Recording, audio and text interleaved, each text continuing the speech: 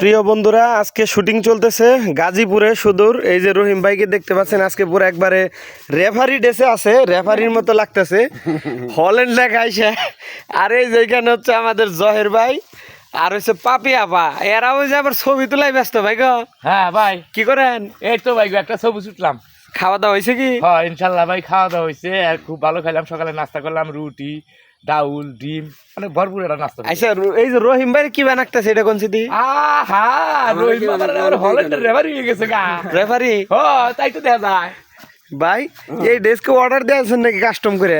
পাগলা, এটা আমাদের প্রযোজক কারা দেখতে হবে না? বাবা, আরে ড্রেসটার মধ্যে আপনার মানাইছে ভাই, যে লং শর্টে দেখাই নিজের চেহারা থেকে তো নিজেরই পাল্টাকে। তাই নি?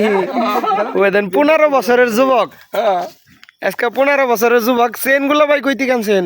গলার চেন? গলা চেনে না ভাই, কক্সবাজার গেছিলাম তো, কক্সবাজার থেকে আনছি। তাই যাই।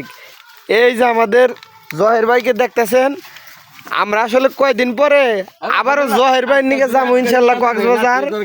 অবশ্যই আবার জহের ভাই নিয়ে কক্সবাজার যাইয়া আমরা এই চেন কিনুম নাকি? হ্যাঁ, আমি কক্সবাজার ভাই যাবার চাই, কিন্তু ঠান্ডা না কোদিকে কক্সবাজার আমি যাই না, যে পানি ওই যে লবণাক্ত তো আবার। লবণ একটা আমার লবণ আবার কুলায় না। আমি চিনিটা বেশি খাই তো, ডায়াবেটিস আছে, এই জন্য চিনি ডাক্তারে খাবার বেশি না, এটা মানে এই অবস্থা।